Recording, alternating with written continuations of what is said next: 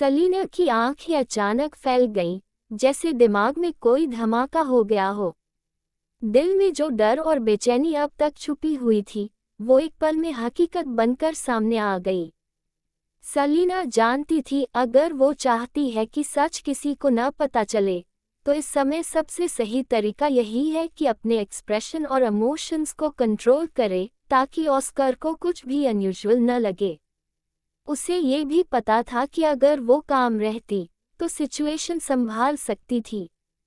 और खून के रिश्ते के हिसाब से कोई भी ये डिनाई नहीं कर सकता था कि वो टर्नर फैमिली की बेटी है। इसलिए अगर वो इनकार करना चाहती, तो ऑस्कर कुछ नहीं कर पाता। लेकिन सलीना ने ऑस्कर की काली आंखों और उसके फीके चेहरे को देखा, और दिल में उठ रही पैनिक और गिल्ट को दबा नहीं पाई। उसकी गहरी आंखों में हल्की सी नाराजगी चमकी। शायद उसका चेहरा बहुत बिगड़ गया था, इसलिए ऑस्कर एक पल को रुका, और उसकी आवाज़ थोड़ी नर्म हो गई। वो उसकी आंखों में देखते हुए बोला, या यूं कहूँ, मेरे छोटे भाई की बेटी कहाँ गई? सलीना का दिल कांप उठा। उसे पता था कि उसे इनकार करना चाहिए, लेकिन उसके होंठ जैसे अपने आप खुल गए, और ठंडी, कांपती आवाज़ निकली, वो मर चुकी है। ऑस्कर एक पल के लिए चौंक गया, फिर उसने अपनी पलकों को झुका लिया, ताकि आंखों का भाव छिप जाए। सलीना समझ नहीं पाई, उसकी नज़र में इस समय दुख था या नफरत। बस इतना जानती थी कि ऑस्कर अब पूरी तरह यकीन कर चुका है कि वो असली नहीं है, तभी उसने इतना भरोसे से ये सवाल पूछा।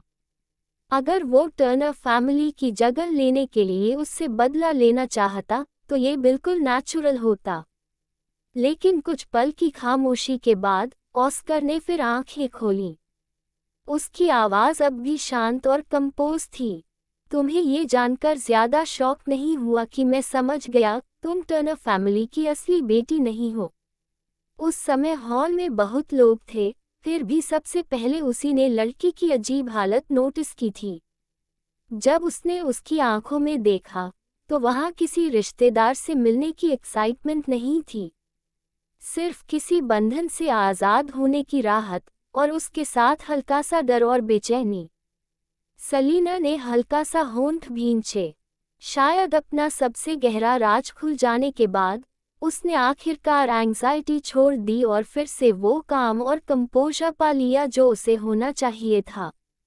उसने सीधा उसकी नज़रों में देखते हुए कहा, ये सवाल तो मुझे आपसे पूछना चाहिए, नहीं?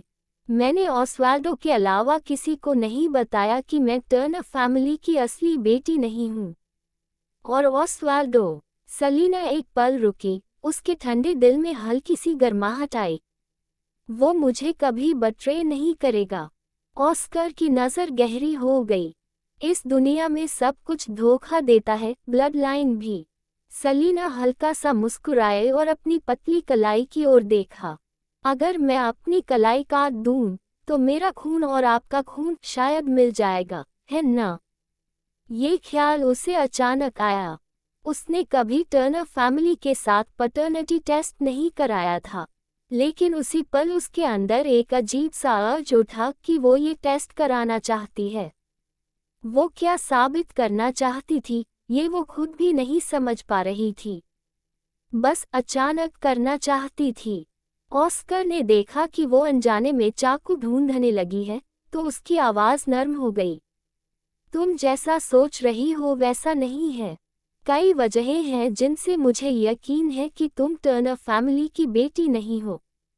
सलीना चौंकी, ऊपर देखा, उसकी आंखें तेज और ठंडी थीं। ऑस्कर ने धीरे से कहा, मैंने तुम्हारी सारी इन्फॉर्मेशन देखी है। कोई इंसान कितना भी बदल जाए, एक रात में इतना अलग नहीं हो सकता। सलीना ने तुरंत पूछा, सिर्फ इसी वजह से? वो जानती थी ऑस्कर बहुत स्मार्ट कमांडर है। राजधानी में हजारों लोगों के बीच से उठकर फर्स्ट कमांडर की पोजीशन तक पहुंचना आसान नहीं होता। लेकिन सिर्फ कुछ कागजों के आधार पर यह तय कर लेना कि वो टर्नर फैमिली की बेटी नहीं है, ये बहुत जल्दबाजी थी। पहला कोई ठोस सबूत नहीं था। दूसरा, टर्नर फैमिली की ब्लड लाइन इतनी रेयर थी कि एक सदस्य कम होना भी डिजास्टर जैसा था। और इंसान अक्सर सच्चाई से भागना चाहता है। अगर वो ऑस्कर की जगह होती तो आखिरी पल तक इस बात को एक्सेप्ट नहीं करती जब तक सामने वाला टर्नर फैमिली के लिए खतरा न हो। क्योंकि एक बार ये मान लिया तो सिर्फ सेलिना ही नहीं, कैलम भी टूट जाता। नवे पहले ही जा चुकी थी। अगर सेलिना भी, तो उस आदमी के पास कुछ भी नहीं बचता। ऑस्कर जैसे उसके मन की बात पढ़ रहा हो, उसने उसकी आंखों में देखते हुए धीरे से कहा, क्या तुमने लाइट ऑफ गॉड के बारे में सुना है? सेलिना चौंकी। वो क्या है? ऑस्कर ने ध्यान से उसकी आंखों को देखा, और जब यकीन हो गया कि उसे सच में लाइट ऑफ गॉड के बारे में कुछ नहीं पता, तो उसकी निगाह थोड़ी ढीली पड़ी। उसकी आंखों में हल्की ठंडक और व्यंग्य था। यही वो सोच है जिसने टर्नर फैमिली के विनाश की शुरुआत की। सेलिना सन रह गई। उसका चेहरा बर्फ जैसा ठंडा हो गया। वो आगे पूछने ही वाली थी कि ऑस्कर ने एक और चौंकाने वाली बात कह दी। और यही तुम्हारी रेसरेक्शन की वजह भी है। धड़ाम। जो काम और कंपोज सेलिना अभी वापस पाई थी, ऑस्कर के शब्दों ने उसे फिर से हिला दिया। उसकी गहरी आंखें पूरी तरह फैल गईं। वो ऑस्कर को घूरते हुए बोली, आप कहना क्या चाहते हैं? लेकिन ऑस्कर ने उसकी ओर नहीं देखा। उसने नज़र हटाकर टर्नर फैमिली की उस हवेली को देखा, जो एक साथ जानी पहचानी भी थी और अजनबी भी। उसकी गर्म आवाज़ में हल्की सी उदासी थी, जैसे इंसानी फितरत को भेद कर देख रही हो। क्या तुम्हें कभी शक नहीं हुआ कि तुम्हारी रेसरेक्शन कोई एक्सीडेंट नहीं थी? इस दुनिया में इतना चमत्कारी एक्सीडेंट कैसे हो सकता है? हर एक्सीडेंट के पीछे कोई न कोई वजह होती है। सेलिना का दिल कांप गया। वो धीरे से बोली, मुझे शक हुआ था। इंटरनेशनल फ्रेग्रेंस कंपटीशन के बाद से ही उसके मन में ये डाउट पैदा हुआ था। लेकिन आज तक वो बस धुंधले अंदाजे थे। और अब ऑस्कर ने उसके शक को सच में बदल दिया। उसने बता दिया उसकी शंका बेवजह नहीं थी। वाकई कोई था जिसने लाइट ऑफ गॉड का इस्तेमाल करके उसे जिंदा किया। करीब 20 साल की जिंदगी में, यहाँ तक कि जब लिलियन ने उसे धोखा दिया और वो बैटलफील्ड पर मरी, तब भी सेलिना इतनी गहराई से कभी नहीं हिली थी। ऑस्कर कुछ पल रुका, उसे संभलने का वक्त दिया, फिर बोला, मैंने राजधानी में तुम्हारे काम भी देखे हैं। तुम्हारे अधीन 2 लोग हैं जो अंडरग्राउंड सिटी वायरस के बारे में बहुत जानते हैं। तो तुम भी उस इंसिडेंट में शामिल थी। इस क्रिटिकल पल पर सेलिना पूरी तरह शांत हो चुकी थी। वो ऐसी लड़की थी जो मुश्किलों से भागती नहीं, सीधे सामना करती है। ऑस्कर से उसका डर सिर्फ इसलिए था क्योंकि वो टर्नर फैमिली के खून के कर्ज और उसकी मौत दोनों को अनदेखा कर रहा था। लेकिन अब दोनों सच ऑस्कर ने एक एक करके सामने रख दिए थे। और उसी पल उसका डर खत्म हो गया। सेलिना ने ऑस्कर के सफ़ेद चेहरे को सीधा देखा और ठंडी आवाज़ में कहा, मुझे सब कुछ जानना है। ऑस्कर ने धीमी आवाज़ में पूछा, तुम क्या जानती हो? सेलिना ने उसकी नज़र से नज़र मिलाए और जवाब दिया, अंडरग्राउंड सिटी इंसिडेंट के बारे में मुझे सब पता है, बस कैलम की उसमें क्या भूमिका थी, ये नहीं जानती। ऑस्कर के शांत चेहरे पर हल्का सा आश्चर्य उभरा। अंडरग्राउंड सिटी वायरस इंसिडेंट को आर्कटिक लैबोरेटरी की घटना का ही एक एक्सटेंशन माना जा सकता था। इसलिए आमतौर पर जो लोग अंडरग्राउंड सिटी इंसिडेंट में शामिल थे, उन्होंने आर्कटिक लैबोरेटरी को डिस्ट्रॉय करने वाली ऑपरेशन में भी हिस्सा लिया होगा। और जो आर्कटिक लैबोरेटरी तक गए थे, उनके लिए लाइट ऑफ गॉड के बारे में न जानना लगभग नामुमकिन था। जब तक कि ऑस्कर के दिमाग में एक संभावना कौंधी। उसने पूछा, तुम्हारी उम्र क्या है? सेलिना कुछ पल चुप रही, फिर सच बता दिया, सेलिना से 1 साल छोटी। टर्नर फैमिली का मैसेकर 20 साल पहले हुआ था, लेकिन अंडरग्राउंड सिटी वायरस आउटब्रेक 7 साल पहले हुआ। उस समय ऑस्कर वेजिटेटिव स्टेट में था, इसलिए फिलहाल वो उसकी असली पहचान शायद न समझ पाए। लेकिन जैसे ही वो अंडरग्राउंड सिटी इंसिडेंट की सच्चाई जोड़ लेगा, उसकी उम्र, ब्लैक क्रो और वाइट क्रो के आधार पर वो जरूर समझ जाएगा कि वो कौन है। ये बात कहना लगभग अपनी पहचान खुद ही खोल देने जैसा था। ऑस्कर हल्का सा हिल गया। उसे उम्मीद नहीं थी कि उसके सामने खड़ी ये लड़की इतनी छोटी होगी। सलीना से 1 साल छोटी, मतलब अंडरग्राउंड सिटी वायरस आउटब्रेक के समय वो शायद 13 साल की भी नहीं थी। 13 साल, अभी तो एक बच्ची, और फिर भी उस इंसिडेंट में शामिल। ऑस्कर की नज़र एक पल के लिए और गहरी हो गई, लेकिन उसने सलीना की पहचान पर आगे सवाल नहीं किया। उसने नज़र हटाई और धीरे से बोलना शुरू किया। 20 साल पहले पोलर ओशन में एक भयंकर तूफान आया था। तूफान के बाद तट पर बड़ी संख्या में इंसानों की लाशें मिलीं। इसके बाद एच कंट्री की पुलिस ने वजह पता करने के लिए लोगों को भेजा, लेकिन सब गायब हो गए। सिर्फ एक आदमी ने जान जोखिम में डालकर एक संदेश बाहर भेजा। किसी ने फार नॉर्थ में एक विशाल लैबोरेटरी बनाई थी, जहां ह्यूमन जेनेटिक एक्सपेरिमेंट्स पर काम हो रहा था। मेरा छोटा भाई उस समय देश का सबसे बेहतरीन वायरस एक्सपर्ट था। मेरे पिता ने उसे टीम लेकर आर्कटिक लैबोरेटरी जाने, लोगों को बचाने और उस जगह को डिस्ट्रॉय करने का आदेश दिया। वो टीम लेकर वहां पहुंचा। लैबोरेटरी को नष्ट करना खतरनाक था, लेकिन मिशन सफल रहा। लेकिन जब वो लोग वापस लौटने ही वाले थे, उन्हें अंदर और गहराई में छुपा हुआ एक और एक्सपेरिमेंट मिला, जो उससे भी ज्यादा खतरनाक था। सलीना ध्यान से सुन रही थी। ऑस्कर की आंखों में ठंडी हंसी उभरी। आज इंसान ने ऐसे एयरप्लेन्स बना लिए हैं जो एक दिन में हजारों मील उड़ते हैं, सबमरीन्स जो समुद्र की गहराइयों में उतर जाती हैं, ऊंची इमारतें जो तूफान और बारिश झेल लेती हैं। साइंस और टेक्नोलॉजी ने लगभग हर रुकावट तोड़ दी है।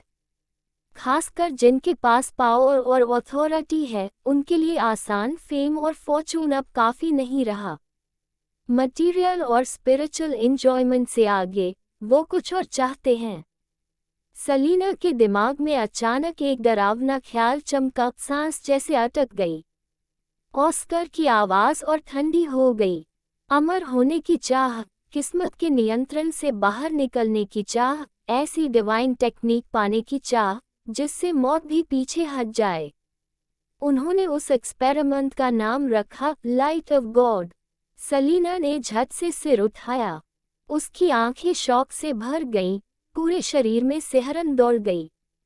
वो कहना चाहती थी, ये असंभव है, लेकिन उसी पल उसे अपनी मौत और फिर वापस जिंदा होने की याद आ गई और उसके शब्द गले में अटक गए। ऑस्कर ने उसे देखा। अविश्वसनीय लगता है ना?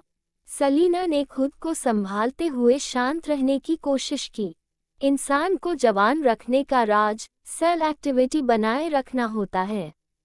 ऑस्कर ने सिर हिलाया। नहीं, वो पागल लोग मानते थे कि इंसानी आत्मा भी एक तरह की एनर्जी है जिसे काटा जा सकता है। अगर सही बैलेंस मिल जाए तो एक बुरी जर्जर आत्मा को निकालकर उसे किसी जवान खूबसूरत शरीर में डाला जा सकता है, और यही असली मिरेकल होगा। सलीना की सांस अटक गई। दिल में समंदर जैसा गहरा डर भर गया। मौत हर जीव को मिला सबसे अंतिम और सबसे निष्पक्ष उपहार है। लेकिन जिस दिन ये बराबरी भी खत्म हो जाए, तो इंसानी दुनिया का क्या होगा? जो बूढ़ी और सड़ी हुई आत्माएं धूल में मिल जानी चाहिए थी, वो फिर नरक से बाहर रेंगती लौट आएंगी। अपराधी नया चेहरा पहनकर फिर तबाही मचाएंगे। जवान और खूबसूरत लोग दूसरों के इस्तेमाल की चीज बन जाएंगे, बिना सपनों और पहचान के। सत्ता वाले लोग कमजोरों को बेरहमी से कुचल देंगे। बराबरी और आज़ादी के वो नियम जिन्हें बनाने में इंसानियत को हजारों साल लगे टूट जाएंगे। जब किसी को मौत का डर ही नहीं रहेगा, तो इंसानियत का अंत है। ये सोच ही भयावह थी। उसे आखिर समझ आया, मरते वक्त उस व्यक्ति ने वो शब्द क्यों कहे थे। सलीना कांप गई, उसकी आवाज़ बर्फ जैसी ठंडी हो गई। आर्कटिक लैबोरेटरी में लाइट ऑफ गॉड एक्सपेरिमेंट में शामिल कितने लोग अभी भी जिंदा हैं? ऑस्कर ने उसकी आंखों में देखा, वहां जिंदगी और मौत का फैसला कर देने वाली निर्दयी दृढ़ता साफ दिखाई दे रही थी। वो समझ गया, अगर वो लोग इस लड़की के हाथ लग गए तो उनका अंत है। ऑस्कर ने धीरे से सांस छोड़ी।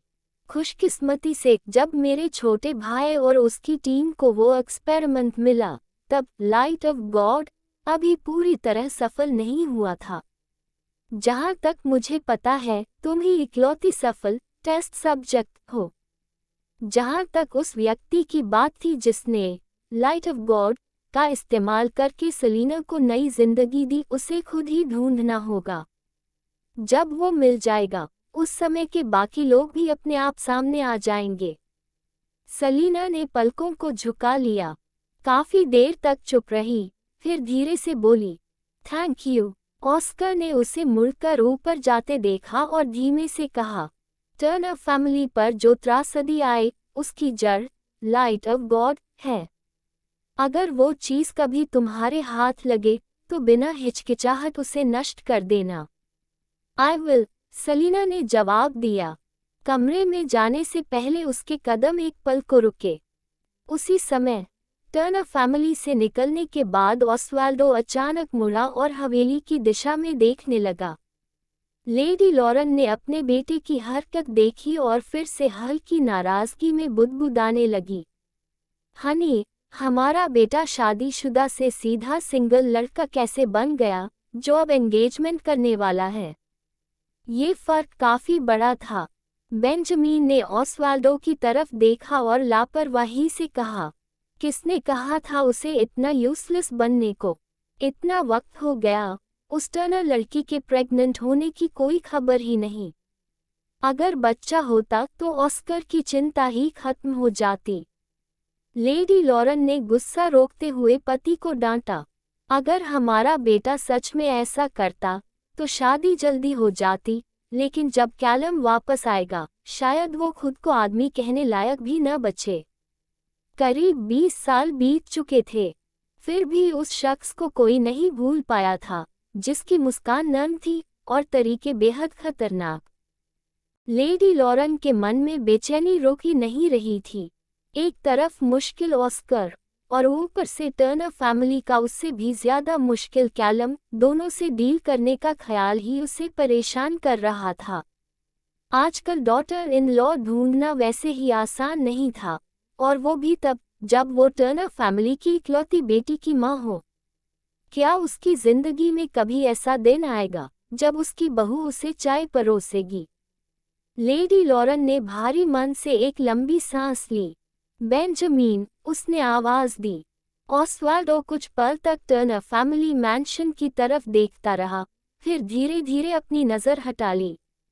लेडी लॉरेन ने चिंता से उसकी तरफ देखा। क्या हुआ, माय लाओ?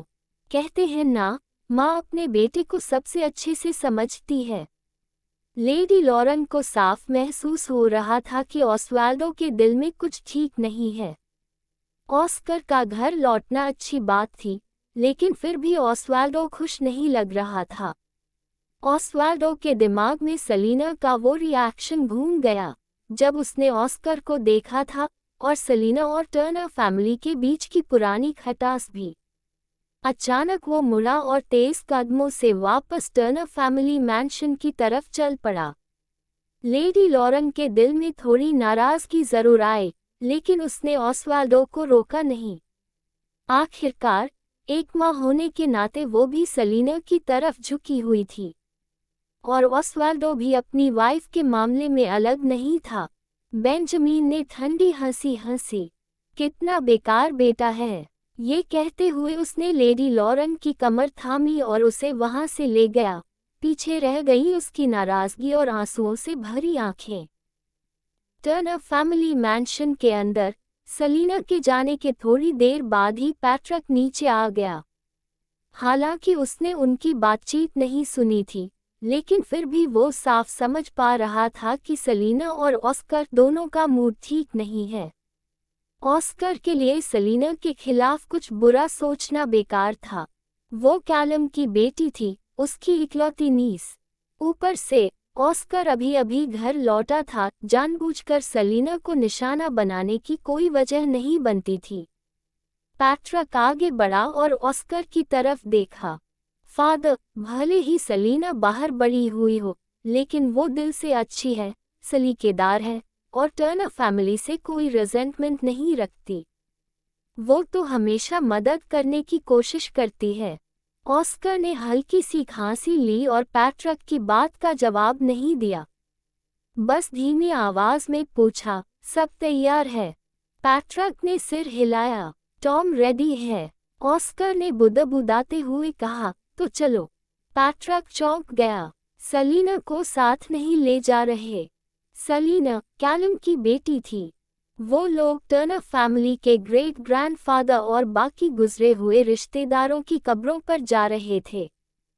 फिर सलीना को क्यों नहीं?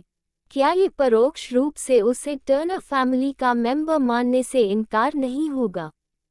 पैट्रिक के सवाल पर ऑस्कर कुछ देर चुप रहा, फिर बोला, जाकर उससे पूछो कि वो जाना चाहती है या नहीं। अगर वो हिचकिचाए तो जोर मत डालना। पैट्रिक हैरान था, फिर भी ऊपर गया और सलीना के कमरे का दरवाज़ा खटखटाया। 1 मिनट बाद सलीना ने दरवाज़ा खोला। उसका चेहरा पीला था। क्या बात है? उसकी थकी हुई हालत देखकर पैट्रिक की भौहें सिकुड़ गईं। तुम ठीक तो हो? तबीयत खराब है क्या? सलीना ने सिर हिलाया। नहीं। बात बदलते हुए पैट्रिक ने कहा, फादर और मैं ग्रैंपा से मिलने जा रहे हैं। तुम चलोगी? सलीना पल भर रुकी, फिर पैट्रिक की आंखों से नज़र हटाकर मुश्किल से बोली, मैं ठीक महसूस नहीं कर रही, बाहर नहीं जाना चाहती। उसके चेहरे की हालत देखकर पैट्रिक को अचानक ऑस्कर की बात समझ आ गई। मुद्दा ये नहीं था कि ऑस्कर सलीना को नहीं ले जाना चाहता था, सलीना खुद नहीं जाना चाहती थी। पैट्रिक को याद आया, जब सलीना पहली बार टर्नर फैमिली लौटी थी, तब उसने पूछा था कि क्या वो कैलम से मिलने जाना चाहती है। उस वक्त किसी को नहीं पता था कि कैलम जिंदा है या नहीं। कैपिटल से बस उसकी मौत की खबर आई थी, इसलिए टर्नर फैमिली ने उसके लिए एक टूम बनवाया था। लेकिन सलीना ने तब भी मना कर दिया था। पैट्रिक ने सोचा था कि वो अपने पिता की कब्र देखने के लिए तैयार नहीं है, इसलिए उसने जोर नहीं दिया। लेकिन अब फिर से पैट्रिक ने अपने ख्याल दबाए और सलीना के कंधे पर हल्के से हाथ रखा।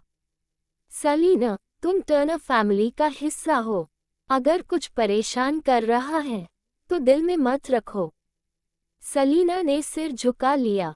ओके। कुछ और समझाने के बाद पैट्रिक मुड़कर चला गया। ऑस्कर और पैट्रिक के जाने के बाद सलीना कुछ देर दरवाजे पर खड़ी रही, फिर ऊपर जाने लगी।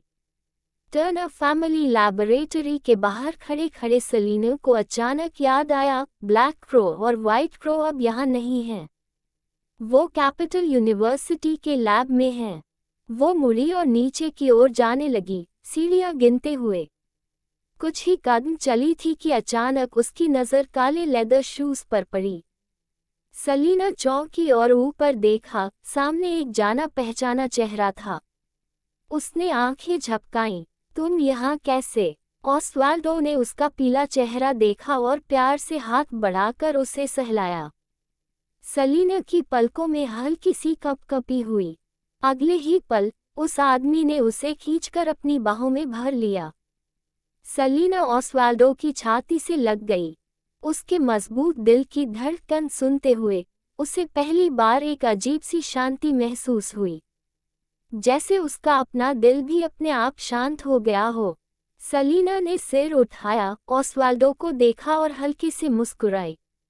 मैं ठीक हूँ, बस कैपिटल यूनिवर्सिटी जाने वाली थी। तुम चलोगे मेरे साथ? सलीना कभी किसी चीज से भागती नहीं थी। जैसे ही वो हालात को समझ लेती, वो सच की तलाश में निकल पड़ती। अंडरग्राउंड सिटी वायरस के वक्त वो बहुत छोटी थी। उसे बहुत कुछ पता नहीं था, लेकिन ब्लैक क्रो और वाइट क्रो उससे बड़े थे। जो बातें वो नहीं जानती थी, उन्हें जरूर पता होंगी। उन्होंने कभी इसका जिक्र नहीं किया, शायद उन्हें लगा हो कि ये सब बहुत अविश्वसनीय है, या जरूरी नहीं। लेकिन उसकी मौत और वापसी के बाद सारी किस्मत जैसे पलट गई। सलीना ने सबसे बुरे हालात के लिए भी खुद को तैयार कर लिया था। शायद उसे सच में उस इंसान का सामना करना पड़े जिसका उसने अपने ही हाथों से सिर काटा था। लेकिन कोई बात नहीं, वो उसे एक बार मार चुकी थी, और वो उसे दोबारा भी मार सकती थी। जिस पल उसने वो गुनाह किए, चाहे अंडरग्राउंड सिटी के पीड़ित हो या टर्नर फैमिली की तबाही, उसी पल से उसने माफ़ी पाने का हक खो दिया था, चाहे उसकी वजहें कुछ भी रही हों। ऑस्वाल्डो बहुत देर तक सलीना को देखता रहा। जब उसे यकीन हो गया कि वो ठीक है, तो उसने उसे उठा लिया और बाहर ले गया। ऑस्वाल्डो ने गाड़ी चलाई और सलीना को कैपिटल यूनिवर्सिटी ले आया। 1 घंटे के अंदर ही ऑस्कर के टर्नर फैमिली लौटने की खबर पूरे कैपिटल में फैल चुकी थी।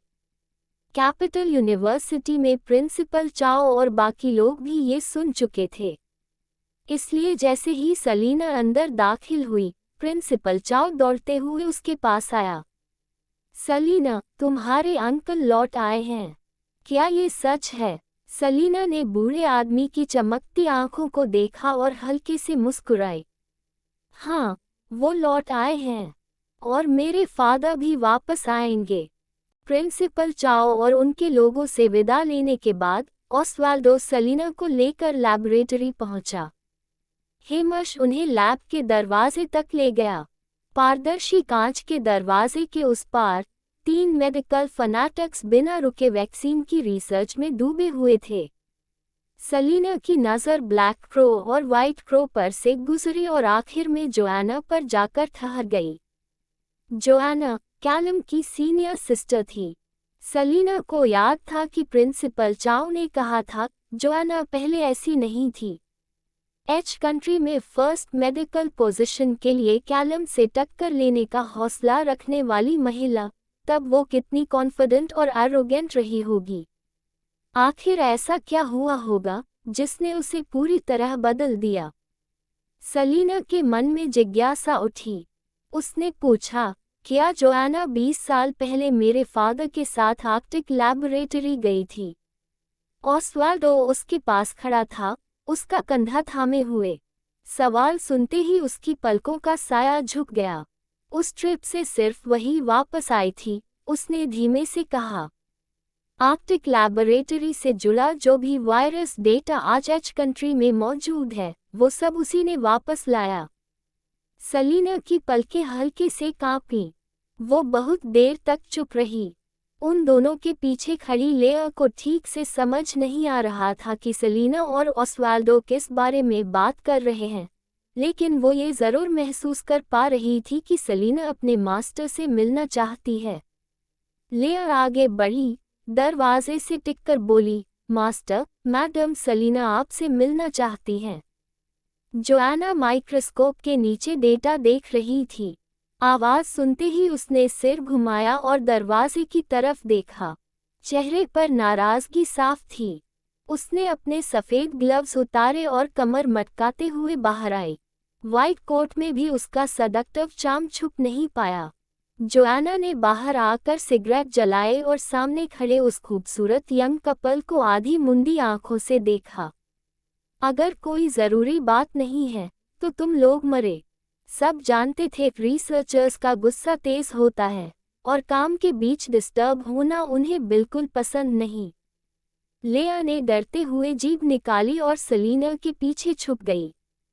सलीना ने जोआना की खूबसूरत आंखों में देखते हुए कहा, मेरे अंकल आज सुबह टर्नर फैमिली लौट आए हैं। जोआना की उंगलियां सिगरेट पर ठहर गईं। फिर उसके होंठों पर एक टेढ़ी मुस्कान उभरी। तो अब कैपिटल में मज़ा आने वाला है। सलीना ने एक पल रुककर सीधे जोआना को देखा। तो क्या आपको पता है कि मेरे फादर कहाँ हैं? जोआना ने सिगरेट का एक कश लिया और चालाक नज़र से सलीना को देखा। सलीना बिना झिझके, शांत नज़रों से उसका सामना करती रही।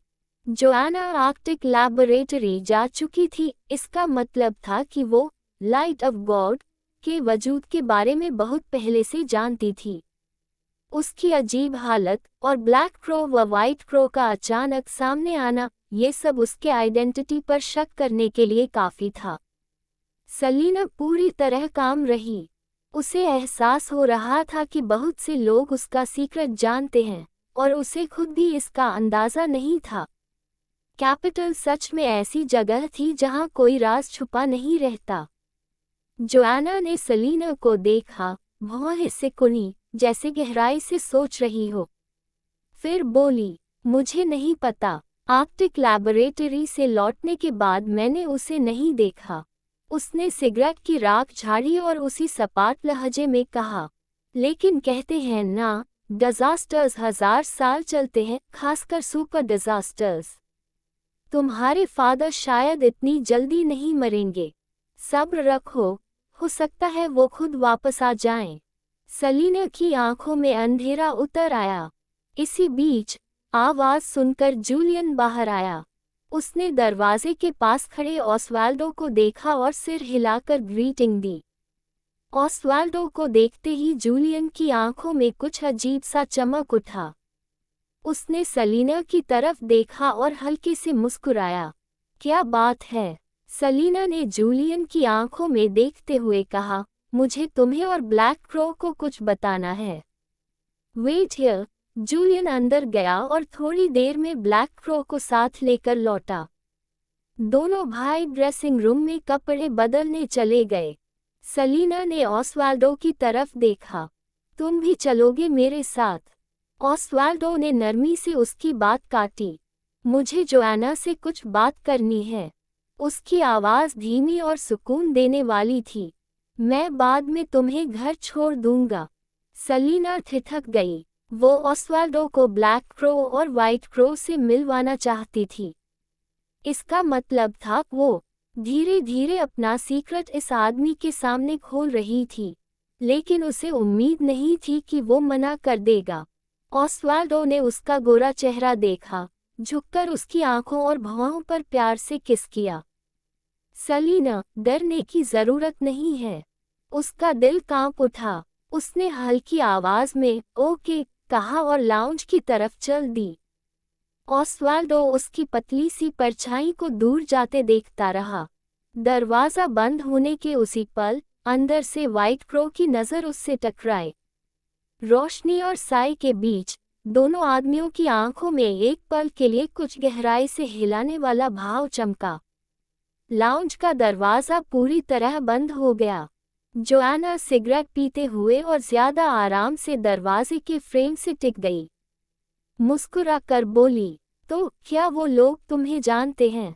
अगर कोई खास वजह न होती तो ऑसवाल्डो ऐसी अपॉर्चुनिटी कभी नहीं छोड़ता। सलीना उसके लिए बेहद कीमती थी। ऑसवाल्डो ने कभी उसकी किसी बात से इनकार नहीं किया था, क्योंकि वो जानता था अगर उसने अचानक मना कर दिया तो वो कितनी उदास हो जाएगी। तो फिर ऐसा कौन सा कारण था जो उसे उस इंसान को चोट पहुंचाने पर मजबूर कर रहा था जिसकी उसे सबसे ज्यादा परवाह थी? ऑसवाल्डो ने अपनी काली पलकों को झुका लिया, अपने जज्बात छुपाते हुए। जोआना ने ताना मारा, ये सब तुमने खुद बुलाया है। अगर तुमने पहले ही सलीना को बता दिया होता कि तुम असल में कौन हो तो आज ये परेशानियां न होती।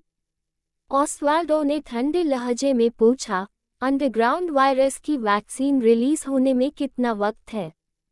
जोआना ने दूसरी सिगरेट जलाए, आंखें सिकुड़कर बोली, 3 महीने। बेंजामिन के लोग लगभग 20 साल से इस पर काम कर रहे थे।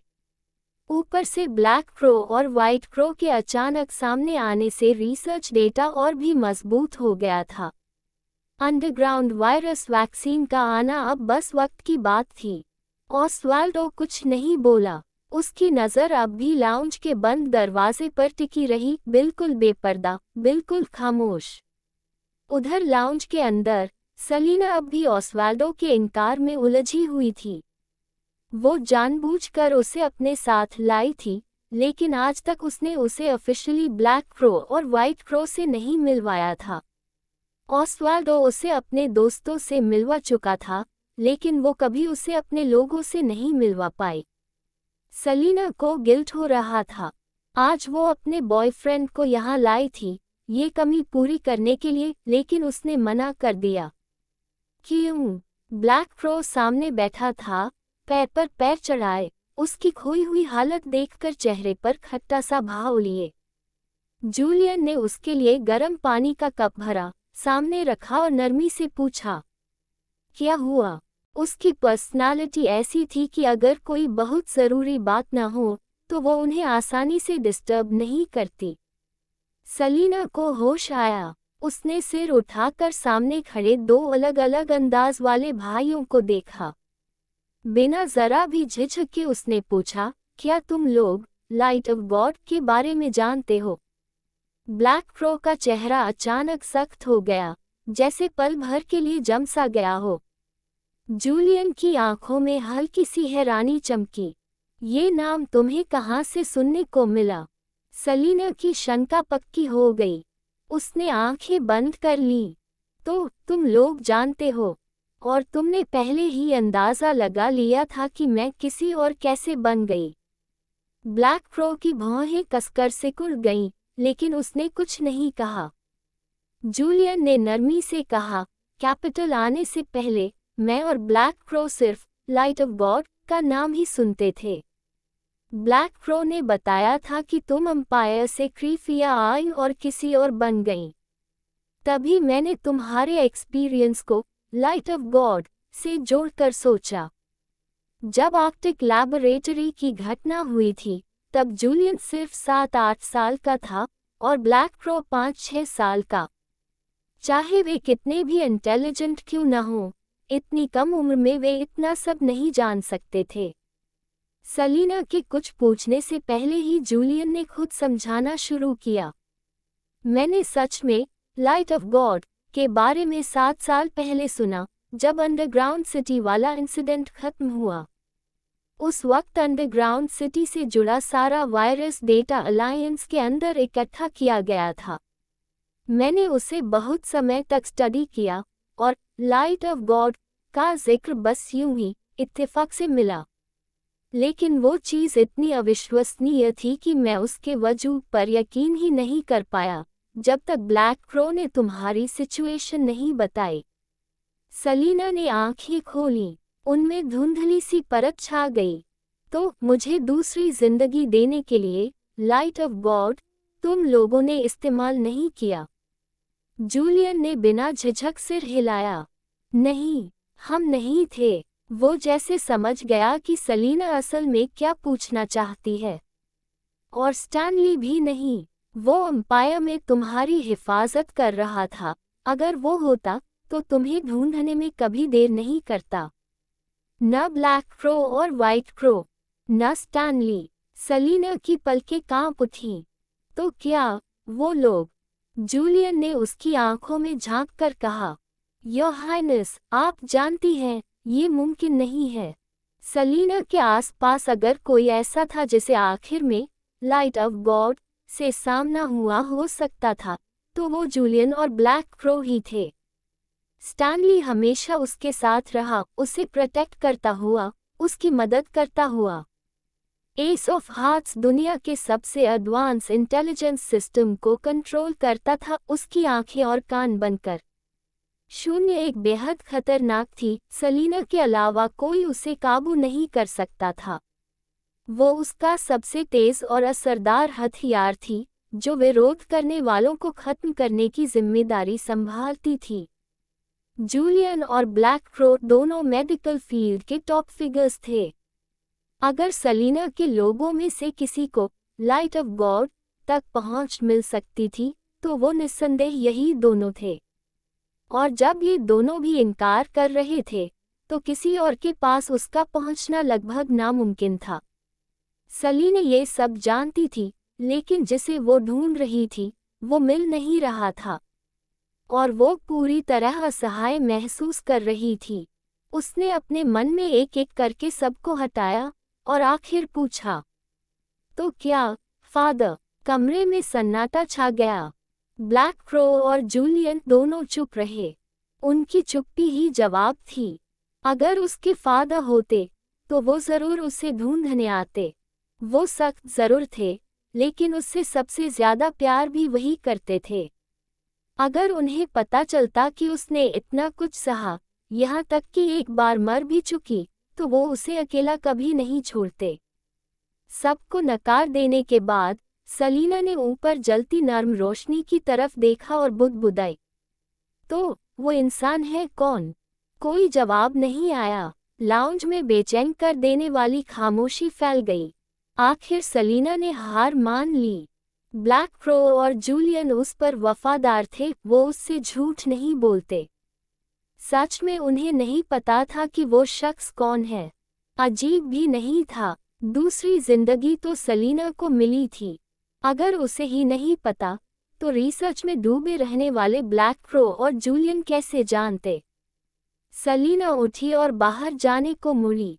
ब्लैक क्रो ने उसकी टूटी सी, मायूस पीठ को देखा, कुछ कहना चाहता था, लेकिन जूलियन ने उसे रोक दिया।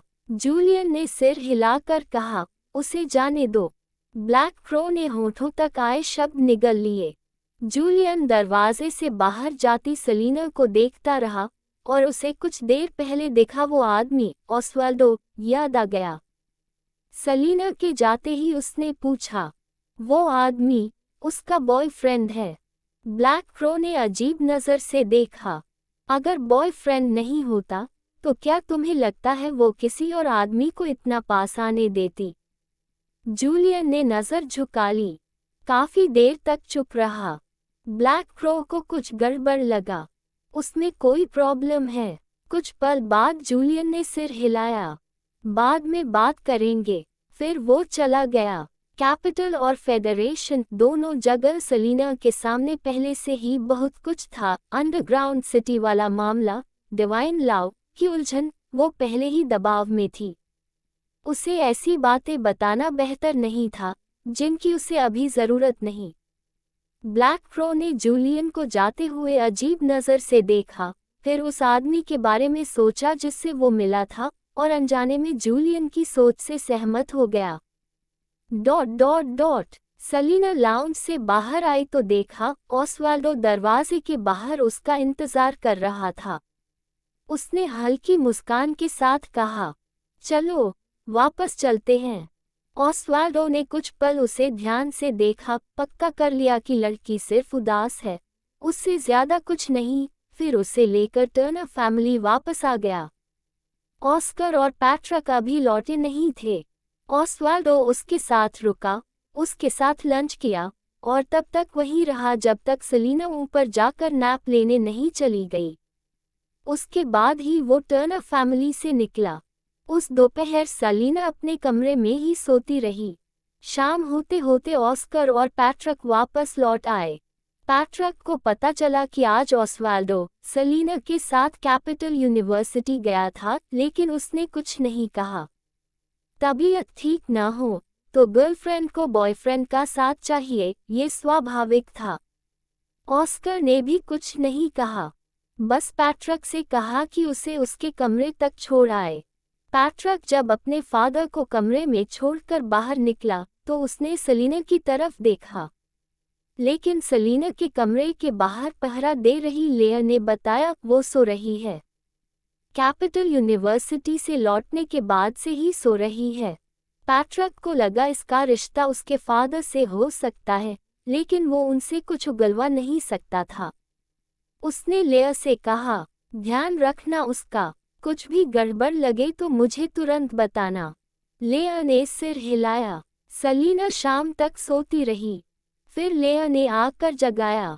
मैडम सलीना, मिस हैटी आपसे मिलने आई हैं। कह रही हैं उन्हें आपसे कुछ कहना है।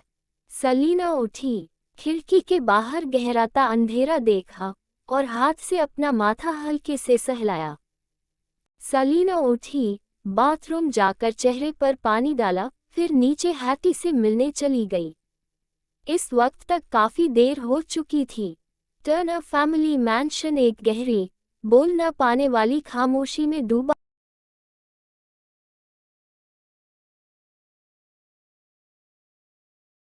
उसने सिर घुमाया और सेलिना को सीढ़ियों से उतरते देखा। वो तुरंत दौड़कर आए और सेलिना का हाथ पकड़ लिया। सेलिना, आज दोपहर मिस्टर पदिया का कॉल आया था। उन्होंने रिमाइंड किया कि आज रात ब्रेकिंग ग्राउंड देखना मत भूलना।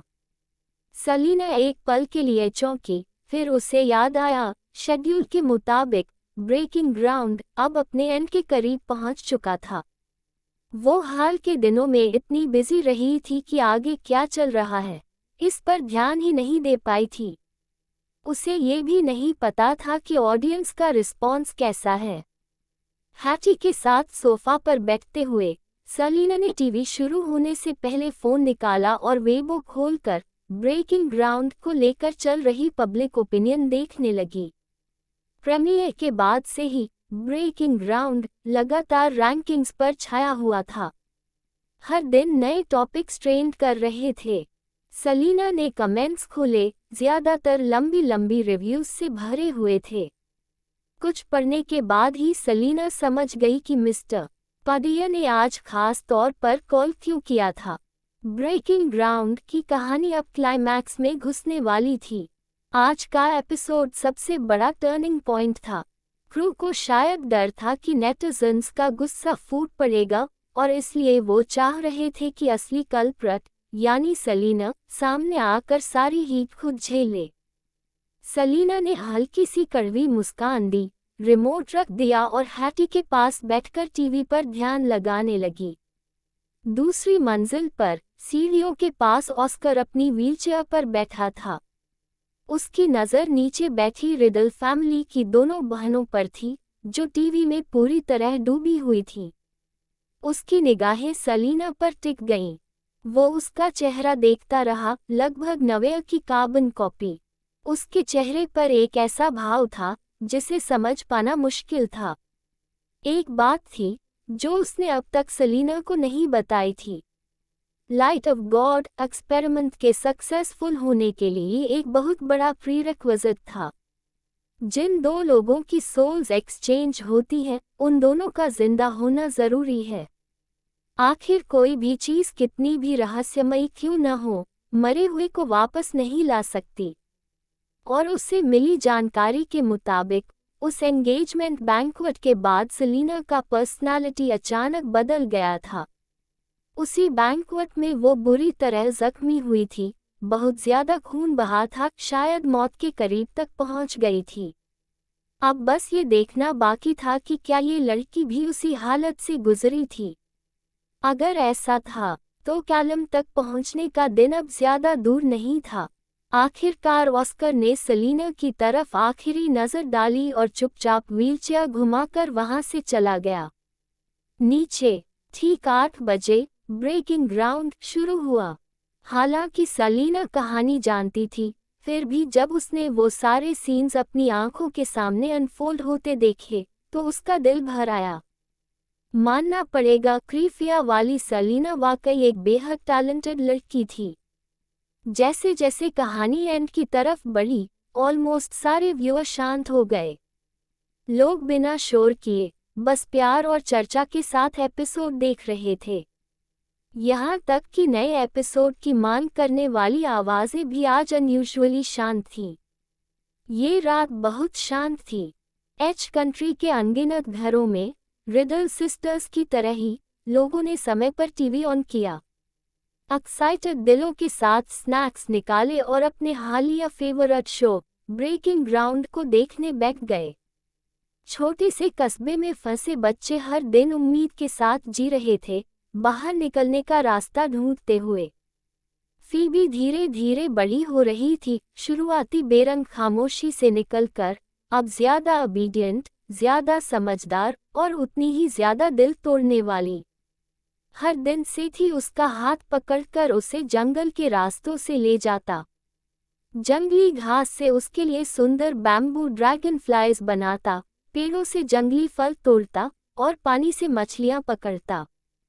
रात को जब वो घर लौटते तो फीबी के हाथ में या तो बैम्बू ड्रैगन फ्लाई होती या फिर मछली।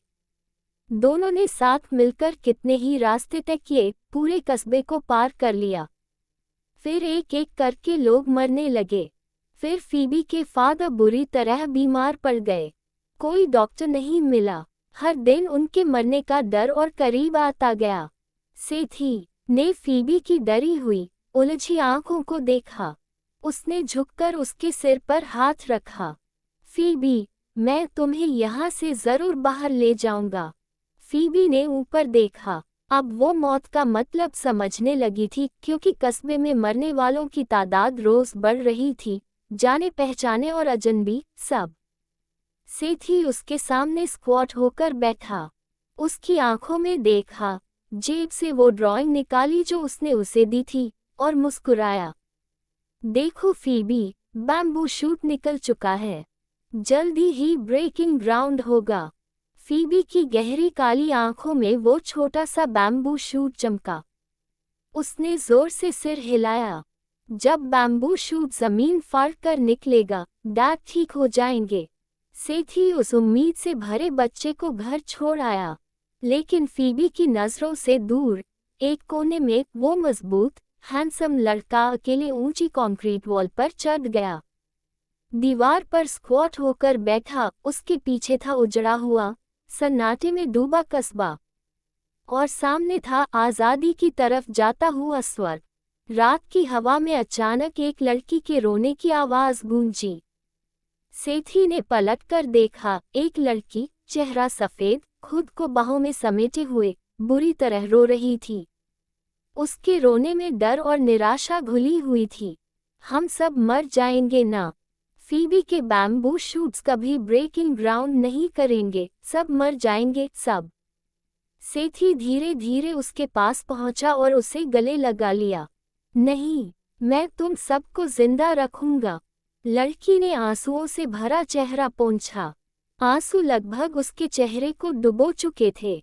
मैं नहीं बच पाऊंगी सेथी, मैं भी बीमार हूँ। टीचर भी बीमार है, बस किसी को बताने की हिम्मत नहीं। सिर्फ तुम और फीबी ही बच पाओगे। सेथी ने अचानक उसका हाथ कसकर पकड़ लिया। नहीं, मैं तुम सबको जिंदा रखूंगा। उसने हल्की, नाजुक सी मुस्कान दी, जैसे छूते ही टूट जाने वाला बुलबुला। हमारा प्रॉमिस मत भूलना। सॉरी, तुम्हें ये सब देखना पड़ा। लड़की की स्टन्ड आंखों के सामने वो लड़का पलटा और बिना एक पल सोचे अब इसमें कूद गया। गिरने की रफ्तार बहुत तेज नहीं थी। अंधेरे में उसने आसमान के सितारे देखे और उस छोटी लड़की को याद किया, जो हमेशा चुप रहती थी। उन्होंने एक दूसरे से वादा किया था, सेथी, मुझे अंधेरे छोटे बॉक्स में अकेले रहना डराता है। प्रॉमिस करो, अगर मैं भी वहीं लेटी हूँ तो तुम खुद मेरा कॉफन उठाओगे। उसने जवाब दिया था, ओके, प्रॉमिस। और फीबी, अगर मेरे साथ कुछ हो जाए तो तुम मेरी कॉफन उठाना। Okay, pinky promise. डील। अंधेरे में वो लड़का मुस्कुराया। सॉरी, आखिर में फिर भी तुम्हें सेथी की कॉफन उठानी पड़ेगी। जहां फीबी की नजर नहीं पहुंच सकती थी, वहां वो लड़का तेजी से गिर रहा था, एक ऐसी जगह की तरफ जो उम्मीद से भरी हुई थी। यही सीन अचानक कट हो गया। एंडिंग सॉन्ग बजने लगा। सलीना ने चुपचाप रिमोट नीचे रख दिया। हैटी उसके पास बैठी थी, थोड़ी को दोनों हाथों पर टिकाए, जैसे स्क्रीन को देखते देखते कहीं खोसी गई हो। सलीना ने उसके बालों पर हल्के से हाथ फेरा, बच्चे को शांत होने का थोड़ा वक्त दिया, फिर दोबारा कमरे की तरफ मुड़ गई। अगर उसका अंदाजा सही था तो पूरे इंटरनेट पर अभी तूफान आने वाला था। जिंदगी एक सफर की तरह है और हम सब मुसाफिर हैं। हवा पानी को छू कर गुजर जाती है और फिर कभी लौटकर नहीं आती। ... जैसा उम्मीद था, ब्रेकिंग ग्राउंड के खत्म होते ही कुछ ही मिनटों में पूरे इंटरनेट पर भावनाओं का विस्फोट हो गया। सेथी का नाम पलक झपकते ही ट्रेंडिंग लिस्ट के टॉप पर पहुंच गया। नीचे अनगिनत क्राइंग इमोजीज भरे पड़े थे। ब्रेकिंग ग्राउंड की ऑफिशियल वेबसाइट पर खून से सने चाकुओं की कतारें छा गईं और मैथ्यू के वेबो पर उसके पूरे खानदान को कोसते हुए कमेंट्स की बाढ़ आ गई। सेथी और ब्रेकिंग ग्राउंड ने तूफान की तरह इंटरनेट पर कब्जा कर लिया। 10 मिनट से भी कम वक्त में ट्रेंडिंग लिस्ट क्रैश हो गई। उसी समय सलीना को लूक का कॉल आया। कॉन्ग्रेचुलेशंस लेडी सलीना, आज रात ब्रेकिंग ग्राउंड की व्यूअरशिप ने एक बार फिर टीवी ड्रामास का पीक रिकॉर्ड तोड़ दिया है। सलीना खिड़की के पास बैठी ये खबर सुनकर हल्का सा मुस्कुराई। बाकी क्रू अभी क्या कर रहे हैं? लूक के होंठ फड़क गए। सबकी बुरी तरह आलोचना हो रही है। सलीना हल्के से हंसी। क्रिटिसिज्म ठीक है, ग्रोथ के लिए अच्छा होता है। लेडी सलीना, आपने अपना वेबो अकाउंट चेक किया? लूक ने पूछा। जो क्रू इस तूफान की चपेट में आए थे, उन्हें सलीना और ब्रेकिंग ग्राउंड से प्यार करने वाले फैंस की गालियों से बचना मुश्किल था। ऐसे में शो की राइटर और डायरेक्टर होने के नाते सलीना पर क्या बीत रही होगी, ये सोचना भी मुश्किल था। सलीना ने भौहें उठाईं। इसीलिए मैंने तय किया है कि ब्रेकिंग ग्राउंड खत्म होने के 3 महीने बाद ही वेबो देखूंगी। उद्धरण चिन्ह ... उद्धरण चिन्ह। लूक को सलीना और ब्रेकिंग ग्राउंड से प्यार करने वाले फैंस पर तरस आ गया। ऐसी शरारती लड़की को फॉलो करना सच में आसान नहीं था। हालांकि सलीना ने ऐसा कहा, फिर भी उसने टैबलेट उठाया और वेबो खोल लिया। लेकिन उस समय वेबो क्रैश हो रहा था और कुछ देर तक रिफ्रेश नहीं हो पाया। वह समय बर्बाद करने वालों में से नहीं थी, इसलिए उसने तुरंत एस ऑफ हार्ट्स को एक मैसेज भेज दिया। 3 मिनट बाद वेबो प्रोग्राम फिर से नॉर्मल हो गया और स्पीड पहले से कहीं ज़्यादा स्मूथ और तेज हो गई। सलीना भी सफलतापूर्वक लॉग इन कर गई। जैसे ही वह अंदर गई, लाल लाल हॉट सर्चेस की बाढ़ ने उसकी आंखें चौधिया दी। सेथी एंड ब्रेकिंग ग्राउंड, टीना और साथ ही उसका और हैटी का नाम सब स्क्रीन पर छाए हुए थे। सलीना ने सबसे पहले ब्रेकिंग ग्राउंड की ऑफिशियल वेबसाइट खोलकर कमेंट्स देखे। पूरी क्रू बाहर आओ, वादा है, मारूंगा नहीं। तारांकन। मैं इतने समय से एक वार्म और हैप्पी एंडिंग का इंतजार कर रहा था और ये मिला। जोर जोर से रो रहा हूँ। अचानक लगा ये चाकू सीधा दिल पर वार। सलीना ने कुछ कमेंट्स सरसरी तौर पर पढ़े, फिर बाहर निकलकर मैथ्यू का वेबो खोला। मैथ्यू पहले से ही एक पॉपुलर इन्फ्लुएंसर था और क्रीफिया होटल वाली घटना के दौरान उसके कुछ शब्दों ने उसे फैंस की एक नई लहर दिला दी थी। ऊपर से ब्रेकिंग ग्राउंड की हॉट सर्च मैथ्यू के वेबो फैंस अब 70 मिलियन तक पहुंच चुके थे। इस वक्त नीचे के सारे कमेंट्स रोने धोने से भरे थे। सेथी, तुम्हारी छोटी फीबी अभी भी घर लौटने का इंतजार कर रही है, तुम कैसे खो गए?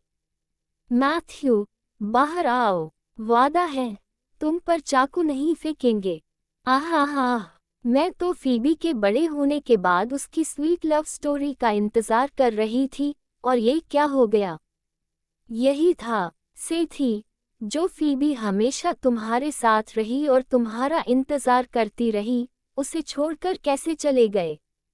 सलीना के होंठ हल्के से मुड़ गए। शुरुआत में उसने मैथ्यू को इसलिए चुना था क्योंकि उसका टेम्परामेंट और इमेज ओरिजिनल कहानी के सेथी से बिल्कुल मेल खाता था। मैथ्यू ने साफ साफ उसे निराश नहीं किया। उसने सेथी के किरदार को पूरी तरह जी लिया और बिना शक सेथी का रोल भी मैथ्यू को एक नई ऊंचाई दे गया। शायद फैंस की भावनाएं बहुत ज्यादा उफान पर थीं, इसलिए मैथ्यू ने एक वीडियो रिकॉर्ड करके पोस्ट किया। उसमें सजी संवरी भौहों और खूबसूरत आंखों वाला एक हैंडसम नौजवान होठों के कोनों पर मुस्कान लिए कह रहा था, सेथी चला गया है, लेकिन मैथ्यू अभी भी यही है। शायद ये जानते हुए कि उसे डांट पड़ेगी, मैथ्यू ने ज्यादा कुछ नहीं कहा और अचानक टोन बदलते हुए बोला, चलो तुम सबको एक सीक्रेट बताता हूँ, एक खास स्लट ऑनलाइन आ गई है। सलीना। इस एक लाइन से पूरा बैराज जैसे एक सेकंड के लिए जम सा गया। फिर अनगिनत लोग सीधे सलीना के वेबो पर टूट पड़े। पिछली बार सलीना 1 महीने से ज्यादा पहले ऑनलाइन आई थी, जब ब्रेकिंग ग्राउंड रिलीज हुआ था। उसकी बेचैन फैंस, वे छोटी छोटी लड़कियां, काफी समय से उसके आने का इंतजार कर रही थीं, लेकिन जब वह आखिरकार आई तो उन्हें ऐसा बड़ा सरप्राइज मिला। सलीना के वेबो के नीचे तरह तरह के गुस्से भरे कमेंट्स उमड़ पड़े और उसके फैंस भड़क उठे। मुझे मत रोको, इस बार मेरी 80 मीटर लंबी तलवार जरूर चलेगी। फेंको, हम वादा करते हैं, कोई नहीं रोकेगा। सलीना, वो प्रॉमिस्ड वार्म एंडिंग कहाँ गई? हमारे साथ ऐसा कैसे कर सकती हो? फीबी के साथ ऐसा कैसे कर दिया? तुम कितनी स्कमबैग हो, बाहर आओ, इस बार तो पिटाई पक्की है। सलीना स्क्रीन पर भरी लाल लाल ब्लेड्स को देखकर मुस्कुराए और एक वेबो पोस्ट किया। गुड रहो सब लोग, कमेंट्स में फीबी की ऑटोग्राफ्ड फोटो के लिए लकी ड्रॉ होगा। सब लोग एक पल के लिए चुप रह गए।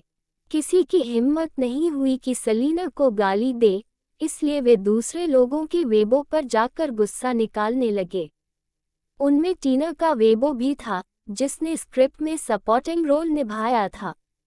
उसके सीन ज्यादा नहीं थे, लेकिन उसकी बेहतरीन एक्टिंग ने उसे भी एक अच्छा खासा फैनबेस दिला दिया था। ट्रेंड गर्म हुआ तो टीना भी उसी लहर में कूद पड़ी। ओलंपस ग्रुप के अंदर कलाकारों का एक ग्रुप सलीना के उस मैसेज को घूर रहा था जिसने पूरा माहौल हिला दिया था। सबके चेहरे एक साथ फड़क उठे। ये ठीक नहीं है। टीना ने आंखें ढक लीं। उसे तो कोई नहीं डांटेगा, डांट हमें पड़ेगी। मैथ्यू बोला, किसने कहा था कि लेडी सलीना के पास फीबी जैसा सबसे बड़ा हथियार है? हैटी की पॉपुलैरिटी किसी से कम नहीं थी, यहाँ तक कि मैथ्यू और टीना से भी टक्कर ले रही थी। उसका फैन बेस ज्यादातर माओ और बहनों से बना था। लूक के होंठ फड़क गए। मुझे इतना अजीब सा क्यों लग रहा है? वे इतने समय से सलीना के डांटे जाने का इंतजार कर रहे थे, लेकिन अंत में उसने बस ऐसे ही सब कुछ आसानी से संभाल लिया। कुछ तो गड़बड़ थी। बॉस खुश नहीं था और बाकी सब ने एक दूसरे को देखा और सच बोल दिया, सच कहूं, मैं भी खुश नहीं हूं। इतना बड़ा हंगामा हुआ, फिर भी एक स्क्रीन राइटर और डायरेक्टर होकर लेडी सलीना इतनी बेपरवाह कैसे रह सकती है? सब लोग नाराज थे, लेकिन किसी में भी हिम्मत नहीं थी कि खुलकर सलीना को इस मामले में घसीटें। बस दिल में दबाकर रखना पड़ा। लूक कुछ देर तक सलीना का मैसेज घूरता रहा, फिर अचानक हंस पड़ा। अभी तो चाकू घोंपा गया है, मुझे यकीन नहीं कि आगे जब फॉलोअप आएगा तब फीबी उसे बचा पाएगी। बाकी सब चुप रहे। ... सलीना बिस्तर पर लेटी थी, फोन पर ब्रेकिंग ग्राउंड के कमेंट्स पढ़ रही थी। ज्यादातर फैंस अपनी पहली उफनती भावनाएं निकाल चुके थे। अब वे गंभीर होकर लंबे लंबे रिव्यूज लिखने लगे थे। सलीना ने कुछ कमेंट्स स्क्रॉल किए। जब उसे यकीन हो गया कि सब कुछ उसकी उम्मीद के मुताबिक है, तो उसने वेबो बंद कर दिया।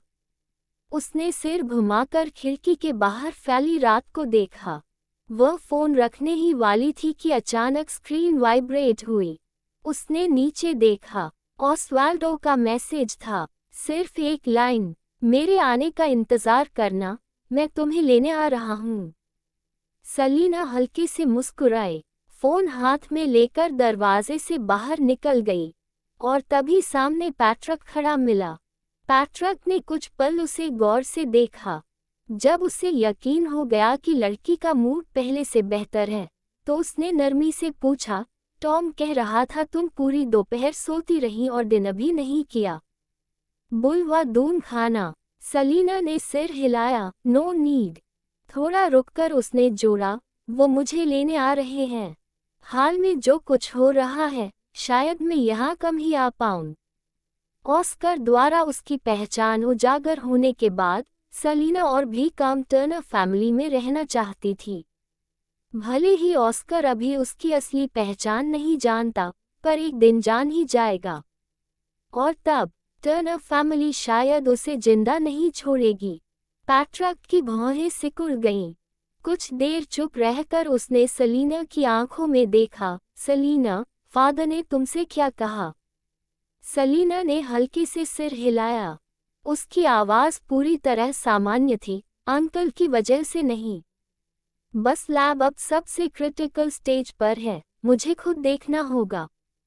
रिसर्च इंस्टीट्यूट, अंकल की अचानक वापसी, शॉ फैमिली, पूल फैमिली, कोई न कोई बेचैन होगा और जल्दबाजी करेगा। आने वाले दिनों में बहुत कुछ होने वाला है। साफ और व्यवस्थित लहजे में बोलकर सेलिना सीढ़ियों की ओर बढ़ गई। पैट्रिक उस पतली सी जाती हुई परछाई को देखता रहा। उसके दिल में अचानक एक अजीब सी उदासी उठी। उसके दिल में हल्का सा दर्द हुआ। वह पुकार उठा, सेलिना। सेलिना रुक गई और पलटकर उसे देखा। पैट्रिक पास आया, उसके कान के पीछे बालों की एक लट सरकाए और धीमे से बोला, चाहे कितनी भी बिजी रहो, घर आना मत भूलना। सेलिना की घनी पलकों ने हल्का सा कंपन किया। उसकी आंखों में कोई अनकही भावना चमकी। वह मुस्कुराई और सीढ़ियां उतर गई। नीचे हैटी टेबल पर बैठी थी, एक एक कर दस्तावेजों पर साइन कर रही थी। लेआ पास में खड़ी साइन पेपर्स समेट रही थी। दोनों काम में डूबी थी कि कदमों की आहट सुनकर ऊपर देखा। सेलिना नीचे आ रही थी। हैटी ने पेन रख दिया, पास आकर ऊपर देखा। सेलिना, मैंने भी डिनर नहीं किया, साथ में खाएं। सेलिना ने मुस्कुराकर उसके बाल छुए। शो। हैटी उसका हाथ पकड़कर डाइनिंग टेबल तक ले गई। बटलर ने तुरंत किचन से गरम खाना लगवा दिया। सेलिना ने चुपचाप स्पून उठाया और ध्यान से खाने लगी। आधा घंटा बाद ऑस्वाल्डो की कार टर्नर फैमिली के गेट के बाहर आकर रुकी। काले कपड़ों में एक आदमी अंदर आया। उसने देखा छोटी सी लड़की सोफे पर सलीके से बैठी है, जैसे अच्छे से इंतजार कर रही हो कि कोई उसे घर ले जाए। उसके दिल में हल्की सी टीस उठी। ऑस्वाल्डो आगे बढ़ा और उसे बाहों में भर लिया। सेलिना, मैं तुम्हें घर ले जाने आया हूँ। उसे पहले आ जाना चाहिए था। उसे सेलिना की बातों पर भरोसा नहीं करना चाहिए था कि टर्नर फैमिली में सब ठीक है। अगर सब ठीक होता तो उसकी हमेशा कॉन्फिडेंट और इनविंसिबल वाइफ की आंखों में ये चुभन भरी थकान क्यों होती? सेलिना एक पल को जैसे ठिठकी, फिर मुस्कुराए और धीमे से मम कहा। ऑस्वाल्डो ने बिना कुछ और कहे उसे उठाया और मुड़कर चल पड़ा। सीढ़ियों पर खड़ा पैट्रिक अनजाने में उसे रोकने को हुआ, लेकिन पीछे से आए आवाज ने पहले ही ऑस्वाल्डो के कदम रोक दिए। रुको। पैट्रिक पलटा। फादर। ऑस्कर अपनी व्हीलचेयर आगे बढ़ाते हुए दरवाजे पर खड़े उस जोड़े को देखने लगा। उसकी आवाज हल्की थी, तुम्हें वो पसंद है, इसलिए टर्नर फैमिली उसे तुम्हारा फियांसे मानती है। लेकिन शादी करनी हो तो अपने पिता के लौटने तक इंतजार करना बेहतर होगा। ऑस्वाल्डो की बाहों में लेटी सेलिना ने पीछे मुड़कर नहीं देखा।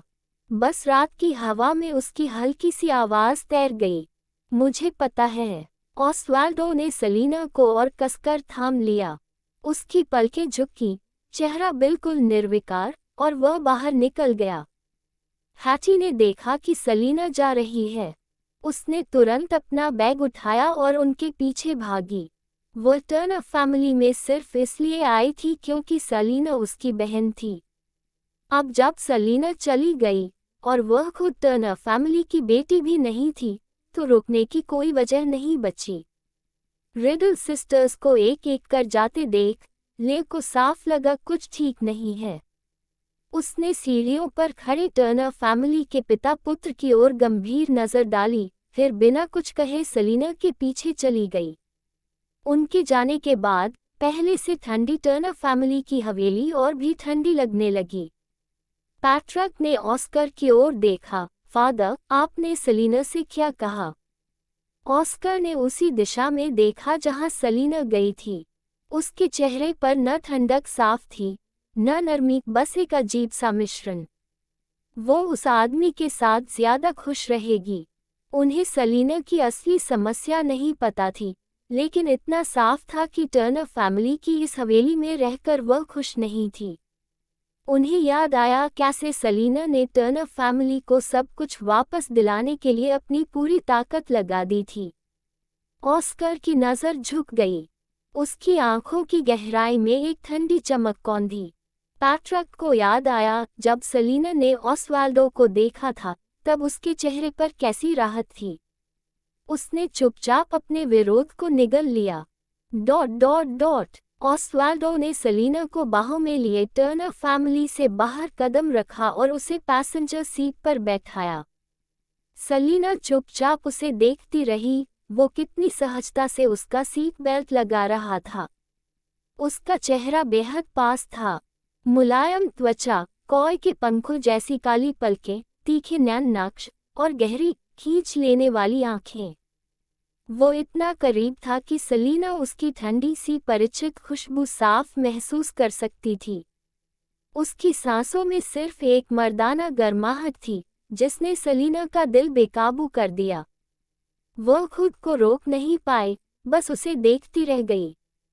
जैसे ही ऑस्वाल्डो ने सीट बेल्ट लगाकर सीधा होना चाहा, सलीना के होंठ हल्के से उसके होंठों को छू गए। बस एक पल, नर्म, गरम और बिजली सा स्पर्श। सलीना को लगा जैसे कट लग गया हो। उसके फीके गाल पल भर में लाल हो गए। दिल की धड़कन बेकाबू हो गई, जैसे सीने से बाहर कूद पड़ेगी, जैसे कोई हिरन भाग रहा हो। उस छोटे से बंद स्पेस में दोनों की सांसें उलझ गईं। कोई कुछ नहीं बोला।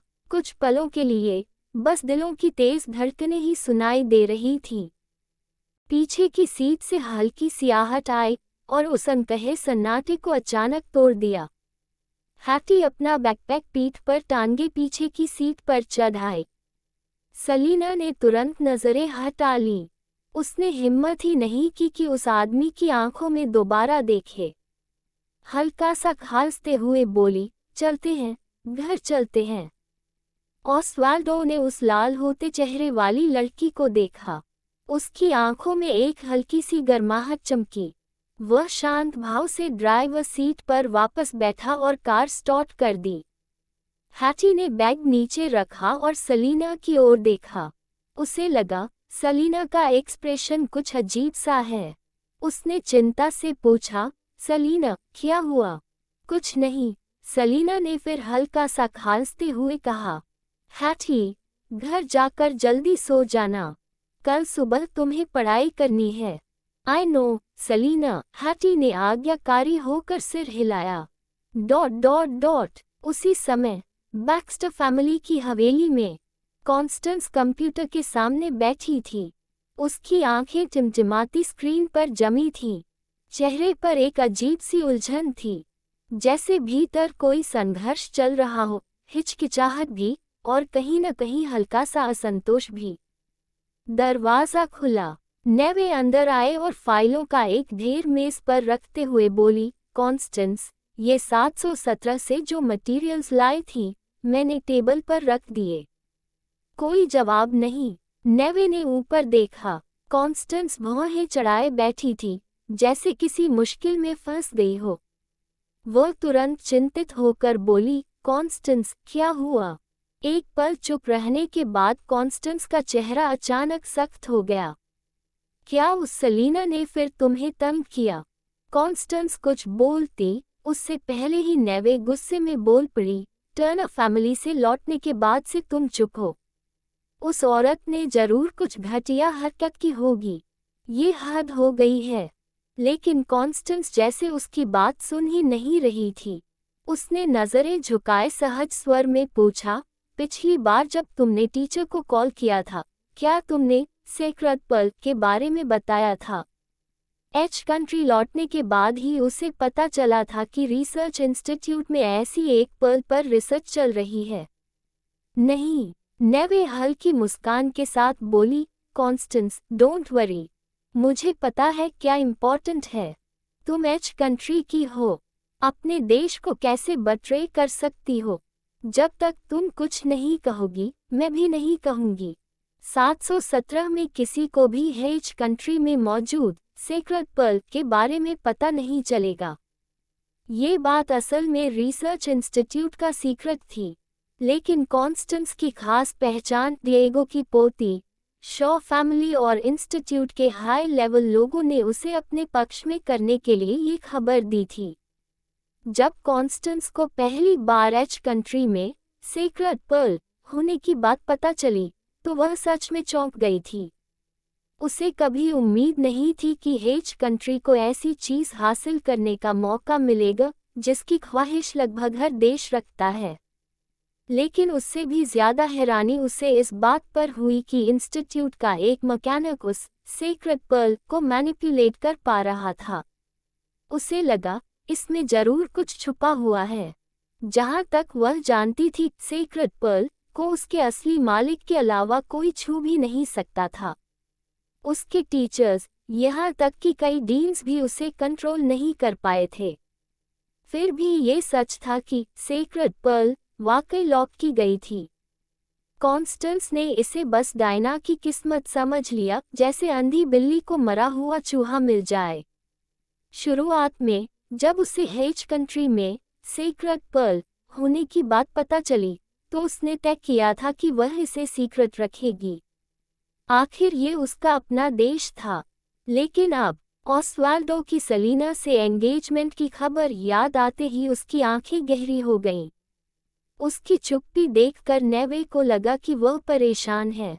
उसने तुरंत कहा, कॉन्स्टेंस, डोंट वरी, मैं किसी को नहीं बताऊंगी। 717 के रूल्स अपनी जगह हैं, लेकिन जब से तुम लैब में आए हो, मैं तुम्हारे साथ हूँ और हमेशा रहूंगी। लेकिन कॉन्स्टेंस ने सिर हिलाया। उसकी आवाज दृढ़ थी, नहीं, हमें टीचर्स को ये बताना ही होगा। स्ट्रिक्टली स्पीकिंग, सेक्रेट पर्ल 717 की ही रिसर्च का प्रोडक्ट है। लैब 717 की मेंबर होकर मैं कैसे चुप बैठ सकती हूँ जबकि वो गलत हाथों में चली जाए?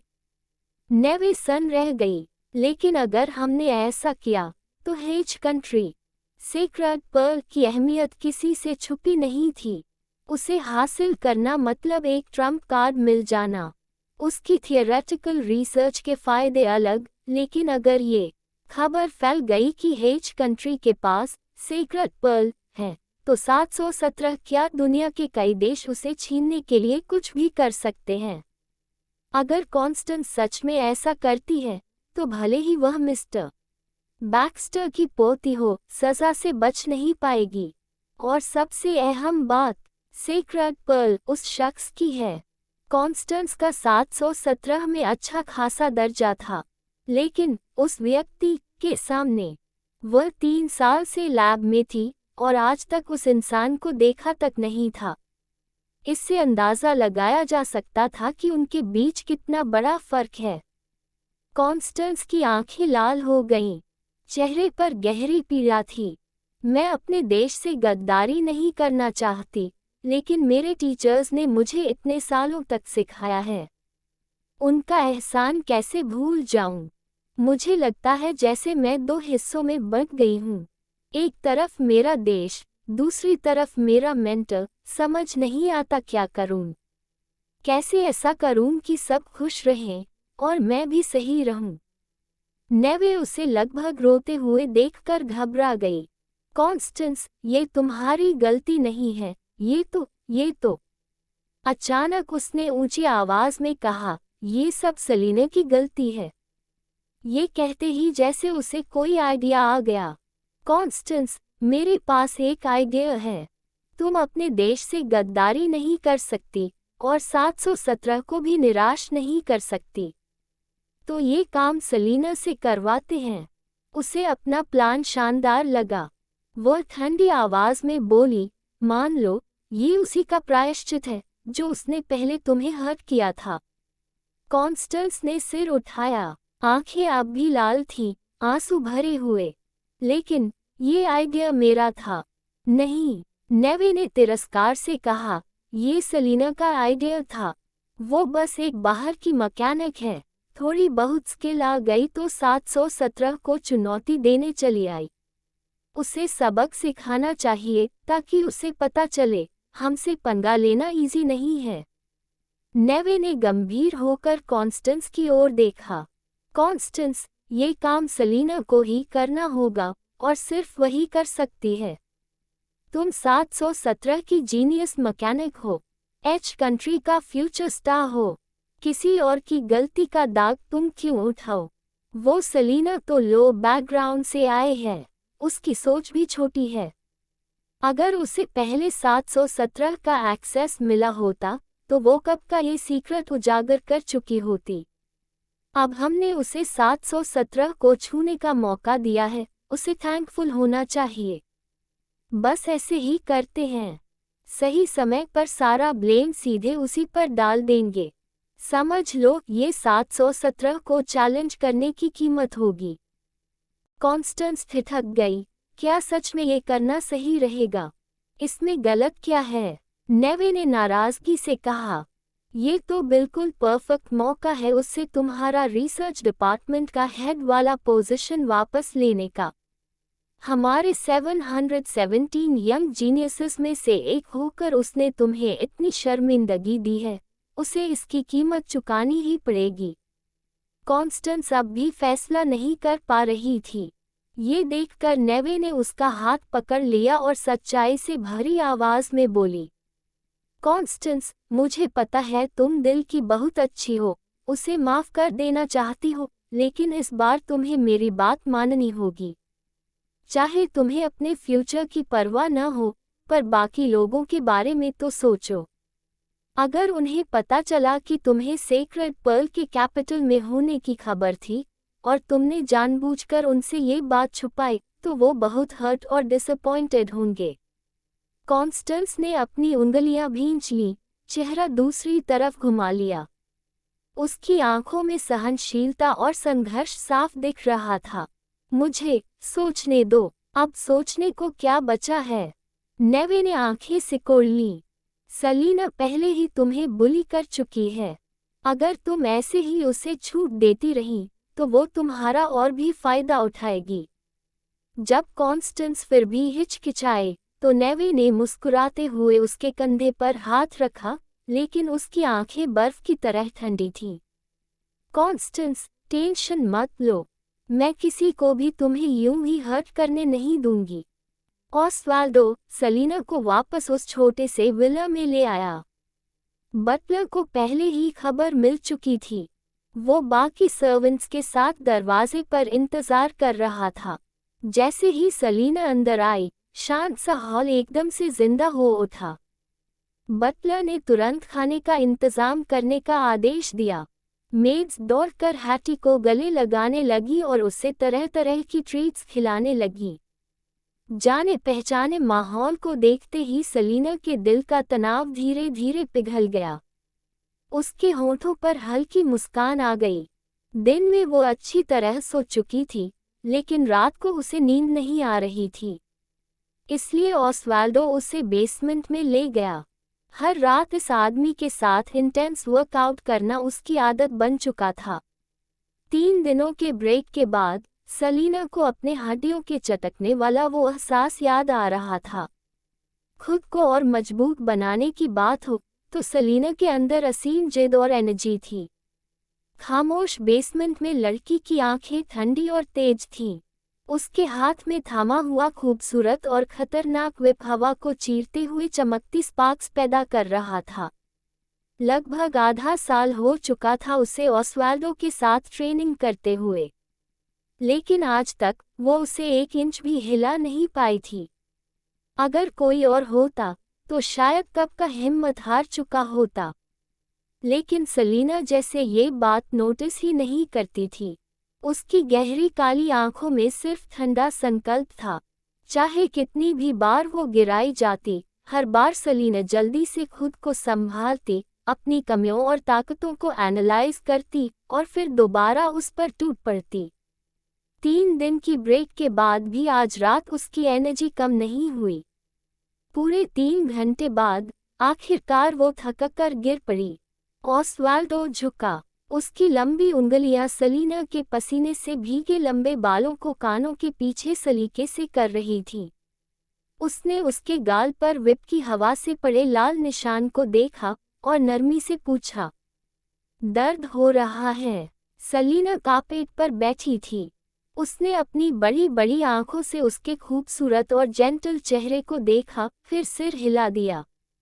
आवाज ज्यादा मेहनत की वजह से भारी हो गई थी। नहीं, बिल्कुल नहीं। ऑस्वाल्डो ने उसे बाहों में उठाया और बाहर की ओर चल पड़ा। सलीना उसकी गहरी, खूबसूरत आंखों को देखती रही। उसके होंठ हल्के से मुड़े और उसने अचानक पूछा, ऑस्वाल्डो, तुम मुझसे एंगेज्ड हो? तो तुम्हें हमेशा मेरे साथ रहना होगा। मम, उसने हल्के से जवाब दिया। सलीना ने उसकी आंखों में देखते हुए कहा, मैं चाहे जो भी हूँ, जहाँ से भी आई हूँ, मैंने पहले क्या किया, और शायद मैं उतनी परफेक्ट भी नहीं हूँ जितना तुम सोचते हो, फिर भी क्या तुम मुझे पसंद करोगे? ऑस्वाल्डो ने नजरें झुका लीं। उसकी आवाज शांत थी। असल सलीना जैसी भी हो, मैं तुम्हें ही पसंद करूंगा। सलीना की पलकें हल्के से कांपीं। तो फिर तुम मेरे साथ कैसे रह पाओगे? तुम्हें बहुत खतरों का सामना करना पड़ेगा, चोटें लगेंगी, दुख भी मिलेंगे, क्या तुम्हें रिग्रेट नहीं होगा? उसकी आंखों में हल्की सी मुस्कान उभरी। आवाज अब भी कोमल थी। नहीं, कभी नहीं। सलीना के चेहरे पर मीठी सी मुस्कान खिल गई। अगर तुम मेरे साथ रहोगे, तो सिर्फ मुझे ही पसंद करोगे। किसी और लड़की को प्रवोक मत करना, वरना मैं नाराज हो जाऊंगी और शायद तुमसे कभी बात भी न करूं।